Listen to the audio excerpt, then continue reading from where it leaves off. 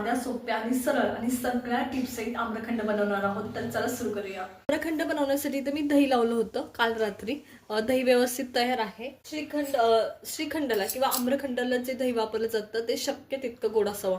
आता दह्याचा आपण चक्का बनवून घेणार आहोत. त्याच्यासाठी मी इथं नाही का एक रिकामं भांडं आणि गाळणी घेतली, कापड घेतले. आपण हे व्यवस्थित गाळून घेणार आहे आता. आणि याच्यात नाही का हे सगळं दही आपण ॲड करून घेणार आहे. दह्यातलं पाणी बिलकुल राहिलं नाही पाहिजे हे लक्षात घ्या. आणि पूर्ण गाळलं गेलं पाहिजे. हे दही नाही का मी कपड्यात बांधून घेतले, कपड्यात काढून घेतले. आता काय करायचं, हे कपडा व्यवस्थित बांधायचा, टांगायचं वरती शक्य तितकं दूर उंचावर. आणि हे दह्यातलं पाणी आपल्याला काढून घ्यायचंय. तर आता इथं पाणी निघायला सुरुवात झाली, मी तुम्हाला दाखवते पहा. या पद्धतीने हे पाणी काढून घ्यायचे. दही शक्यतो गोड घ्यायचं, सगळ्यात महत्त्वाचं. आम्रखंड करा किंवा श्रीखंड, दही गोड घ्यायचं, नाहीतर तुमचं श्रीखंड सुद्धा आंबट होणार आणि साखर जास्त लागणार. तर मी ही कपड्याने चला गाठ बांधून घेते. या पद्धतीने मी ही गाठ बांधून घेतली. आता मी हे असंच लटकून ठेवणार आहे.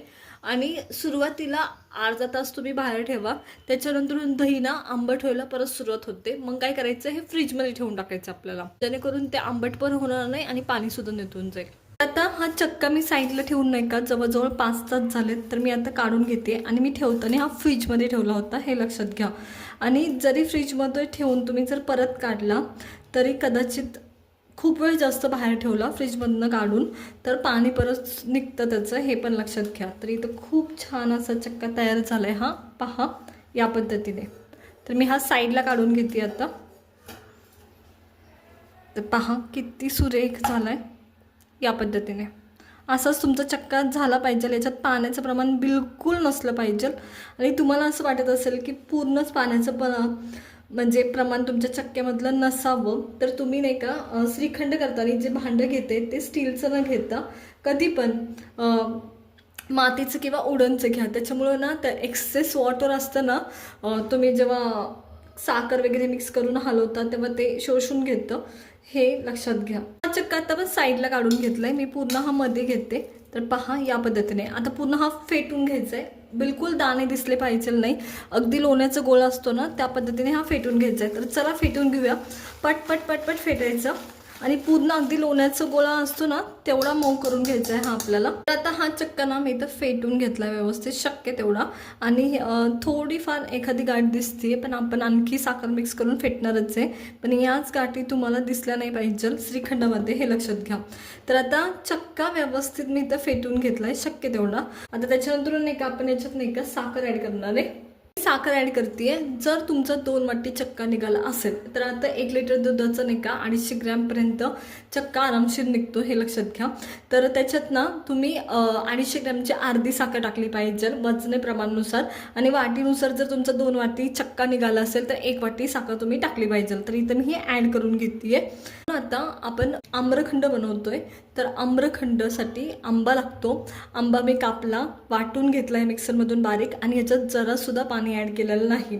तर 2 वाटी तुमचा जेव्हा चक्का निघतो तेव्हा 1 वाटी तुम्ही आम्रखंड टाकलं पाहिजे, म्हणजे आंब्याची पेस्ट टाकली पाहिजे, हे लक्षात घ्या. तर मी हे 1 वाटी आंब्याची पेस्ट टाकते. आणि तुम्हाला दिसलं का टाकताना की मी त्याच्यात जरासुद्धा पाणी ॲड केलं नाही आहे. आता ह्या दोन्ही गोष्टी व्यवस्थित मिक्स करून घ्यायच्या. आता सगळ्यात महत्त्वाचं, आंब्याला कलर असेल तर ठीक, तुमच्या आम्रखंडाला सुद्धा कलर येणारच आहे. पण जर आंब्याला कलर नसेल तर तुम्ही केशर ॲड करू शकता. आम्रखंडात केशर ॲड करतात, त्याच्यामुळं तुमच्या आंब्याला म्हणजे जर आम्रखंडाला कलर येत नसेल तर नक्की तुम्ही आम्रखंडामध्ये केशर ॲड केलं तर चालतं. त्याच्यामुळं केशराचं दूध थोडंफार करायचं आणि ते सुद्धा या टायमाला याच्यात टाकलं तर चालतं. तर मी हे हलवून घेते व्यवस्थित. आता आपल्या आंब्याला पुरेसा येल्लोइश कलर होता, त्याच्यामुळे याला काही गरज वाटत नाही आहे. आणि पहा हे एकदम व्यवस्थित मी फेटून घेते. आणि आम्रखंडाच्या बाबतीत ना, चक्क्याच्या बाबतीत ना बिलकुल पाणी ठेवायचं नाही, कारण आंब्याची पेस्ट पण तुम्ही टाकताना तर खूप पातळ वाटतं मग ते, हे लक्षात घ्या. तर हे मी हलवून घेते व्यवस्थित. जर कलर हवा असेल तर केशर ॲड करायचं आहे, हे लक्षात घ्या. केशरने व्यवस्थित कलर येतो, जसा आंब्याचा कलर असतो तसा. आता याला पुरेसा कलर आलेला आहे, त्याच्यामुळं मी केशर ॲड करणार नाही, पण आम्रखंडात तुम्ही केशर ॲड केलं तरी चालतं. आता हे असंच फेटायचं, पूर्ण गाठी मोडायच्या, प्रेस खाली करायचं म्हणजे गाठी मोडल्या जातात आणि आम्रखंड व्यवस्थित तयार होतो. तर बरं, आता आपलं हे नाही का आंब्याचं पल्क आणि साखर व्यवस्थित मी मिक्स करून घेतली आणि गाठी मोडायचा प्रयत्न केला आहे. आणखी सुद्धा एखादी गाठ मला याच्यात कुठेतरी दिसते, पण श्रीखंडात किंवा आम्रखंडात कुठेच गाठ दिसली नाही पाहिजे, हे लक्षात घ्या. तर इथं हे मिक्स करून झाले. आता मी याच्यात टाकते थोडीशी वेलची पूड. मला पर्सनली असं वाटतं की आम्रखंडात वेलची पूड टाकायला नको, पण मी ॲड करते तुमच्यासाठी आता, कारण त्याचा जो ओरिजिनल फ्लेवर आहे आम्रखंडाचा तो अप्रतिम लागतो.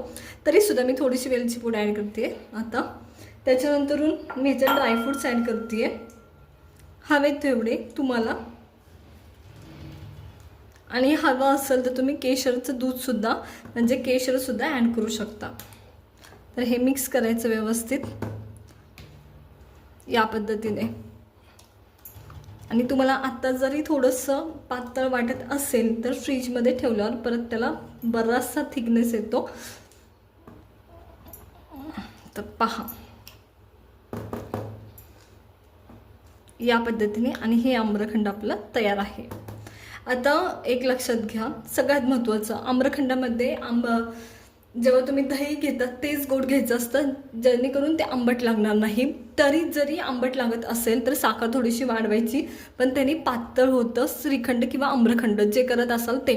त्याच्यामुळे दही शक्यतो गोड घ्यायचं, आंबट घ्यायचं नाही. घेताना एक्सेस पाणी तुम्हाला नको असेल तुमच्या श्रीखंड किंवा आम्रखंडामध्ये, तर सरळ मातीचं किंवा लाकडी भांडं घ्या, त्याच्यात काढा हे तुमचा चक्का, त्याने व्यवस्थित होतं. आम्रखंड करताना आंब्याचं पल्कमध्ये बिलकुलच पाणी ॲड करायचं नाही, नाहीतर पातळ होईल तुमचं आम्रखंड, हे लक्षात घ्या. तर पुरेसे आहे एवढ्या टिप्स. आता हे आपलं आम्रखंड तयार आहे, मी सेपरेट वाटीत काढून घेणार आहे. तर चला मग. आणि गाठी बिलकुल ठेवायच्या नाहीत, बिलकुल म्हणजे एकसुद्धा गाठला लागली नाही पाहिजे. अगदी लोणाचा गोळा असतो ना तसं तुमचं श्रीखंड किंवा आम्रखंड तयार झालं पाहिजे. हवे असल्यास तुम्ही थोडेसे आंब्याचे क्यूब याच्यात ॲड करू शकता, किंवा आंब्याचा पल्क वाढताना तुम्ही त्याच्यावर ॲड करू शकता.